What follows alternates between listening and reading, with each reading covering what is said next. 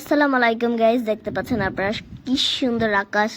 সবুজ গাছের সাথে আকাশটা এত ভালো লাগছে আপনাদেরকে আর বলে বোঝাতে পারবো না। আজকে অনেক মুষলধারে বৃষ্টি হয়েছে, এর জন্য পানি পানি হয়ে আছে। কিছুদিন আগে আমি একটা গাছ লাগিয়েছিলাম, এই পুঁইশাক গাছটা আপনাদেরকে দেখাবো। কিছুদিন আগে আমি এই গাছটা ছাদে দেখেছিলাম, তারপর এনে আমি এটা আমার বারান্দায় লাগাইছিলাম। হলো ছোট ছিল, কিন্তু এটা অনেক বড় হয়ে গিয়েছে। দেখতেই পাচ্ছেন কি সুন্দর পুঁইশাক গাছ। এটা আপনারা চাইলে খেতেও পারবেন। আপনারাও পুঁইশাক মাটির সাথে লাগাবেন, তাহলে অনেক বড় হবে, আর পানি দিবেন বেশি করে।